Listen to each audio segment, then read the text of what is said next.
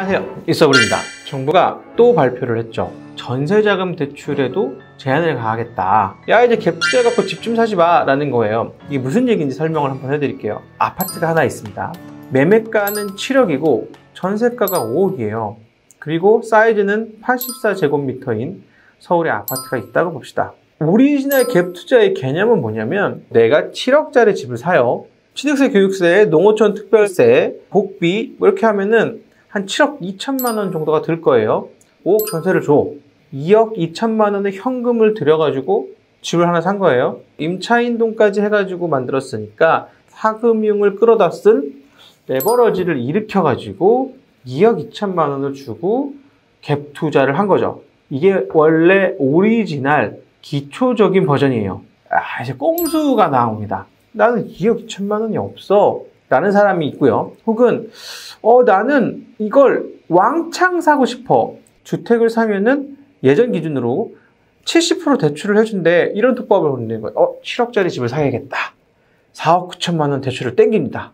아까 7억짜리 집 살려고 하면 7억 2천만 원 든다고 했으니까 2억 한 3천만 원 드는 거 아닌가요? 아니죠. 아무도 이 집에 5억 주고 전세는 안 올 거라고요. 그럼 어떻게 한다? 보증부 반전세라는 걸 돌리는 거죠. 2억에 120 해서 내놓는 거예요. 과장이 있을 수 있다는 거죠. 인정하고 가면 그 2억에다가 얘가 보증보험을 들어주는 거예요. 전세금 보증보험이라는 게 뭐냐면, 전세금이 지급불능에 빠졌을 때 보험회사에서 지급해주는 거예요. 이건 이상적인 시나리오니까 다소 왜곡이 있다고 가정을 하더라도, 한 방에 이렇게는 안 되더라도 여태까지 주택가격이 우상향을 했기 때문에 전세가 한 텀 돌면 막 돼요.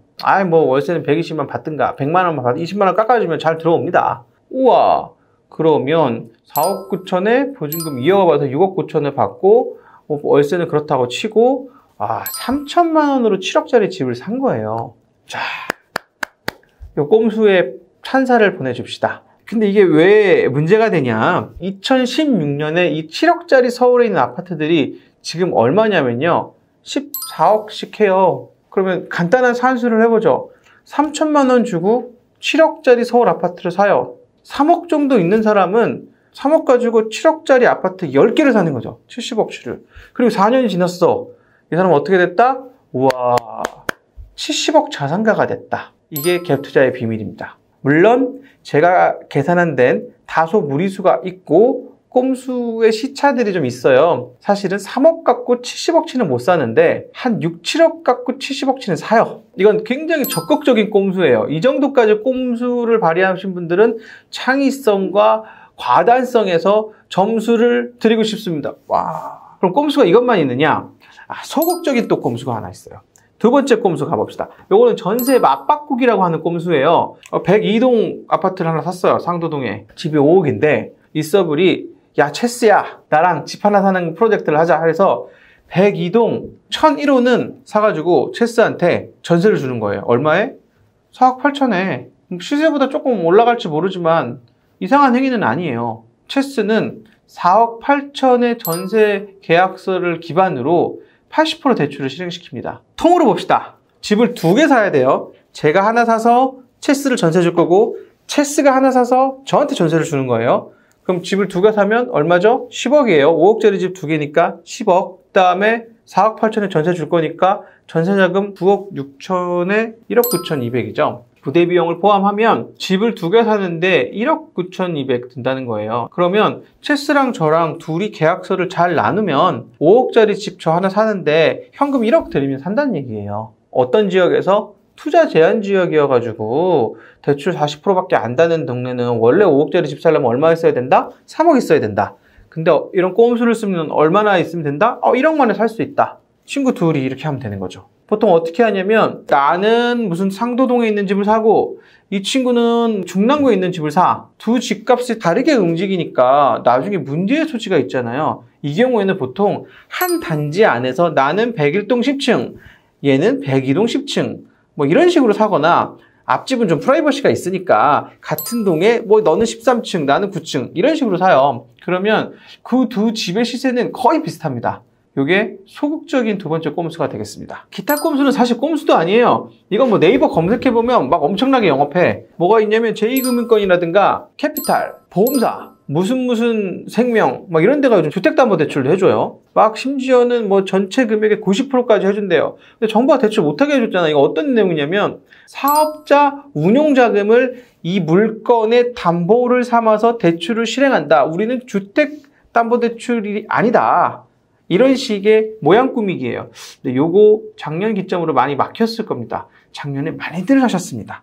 작년 초에는 완전 많이 하셨고요. 2018년도에는 그냥 빵빵빵빵빵빵빵 했어요. 주택을 구매하면 전세자금을 그냥 바로 회수하겠다. 이 정책은 이런 꼼수들을 막으려고 된 겁니다. 이제 이 정책은 고가주택이랑은 상관이 없어요. 왜냐하면 전세자금 대출이라는 게 보통 5억짜리 전세가 맥시멈으로 이루어지는 거기 때문에 뭐 15억, 20억 하는 강남 아파트랑은 하등 관계가 없어요. 전체 시장에는 분명히 영향을 주겠지만 강남 아파트를 타겟해서 빵 하고 때리는 건 아니에요. 꼭 사다리 걷어차기 같지 않아요? 이제 살 사람들은 다 샀으니까 야 이제 그런 꼼수 그만둬.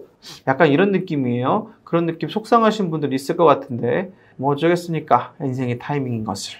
서울주택의 물량이 쏟아지는 구간은 2019년, 2020년에 기해서 이제 없어요. 아파트 값을 예측을 해보자면 우리는 한 번도 겪어보지 못한 새로운 주택 가격을 보게 될 것 같다. 이렇게 신규 물량이 적어지고 주거 환경이 안 좋고 한 나라가 어디가 있냐면 홍콩이 그렇습니다. 서울에서 집을 살려면 주택 청약밖에 없어요. 모든 국민에게 청약 권리가 하나씩 다 주어져 있어요. 서울 주택 청약하시려면 서울 사셔야 돼요.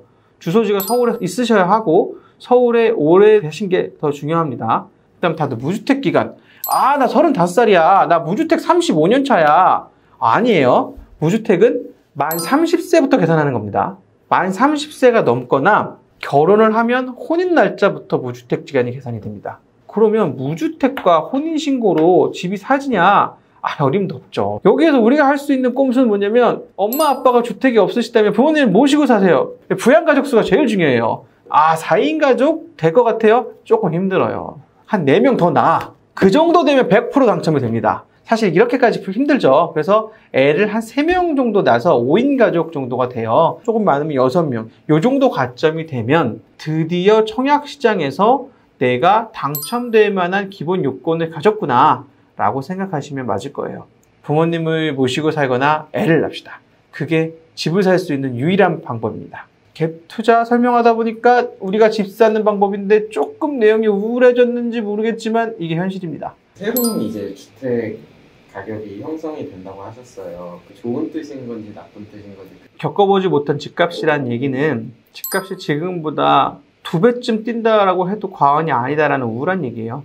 집값은 언제나 어떻게 되는 게 좋냐면 물가 상승률이 1, 2% 정도 되고 집값은 그 자리에 멈추면서 한 10년 흐르면서 다른 가치가 올라서 집값은 떨어지지는 않더라도 실제로 우리가 체감하는 접근성의 거리는 줄어드는 게 바람직합니다. 2020년, 21년, 22년 3년 동안 20% 이상 충분히 상승하리라고 예상합니다. 과연 내가 이 조건이 완료되어 있을 때는 서울에 내가 살 수 있는 집이 남아있는가? 그래도 주택가격 상한제를 청약가격을 넣었기 때문에 상당히 의미가 있고 지금 서울이 오르는 것만큼 얘네도 이제 가속이 붙어서 오르는 건지 아니면은 정책들이 지방에도 이게 영향이 미쳐서 그게 더 수월한 건지. 수도권과 지방을 분리해서 볼 필요가 있는데 규제가 강해지면 이 서울에 있는 온기가 퍼져나가지 않겠느냐.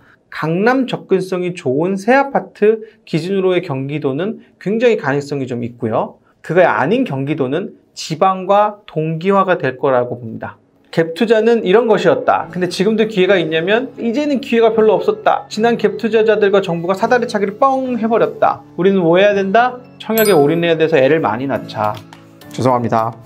웃자고 한 얘기인데 대부분 진심입니다. 구독 좀 눌러주세요. 감사합니다.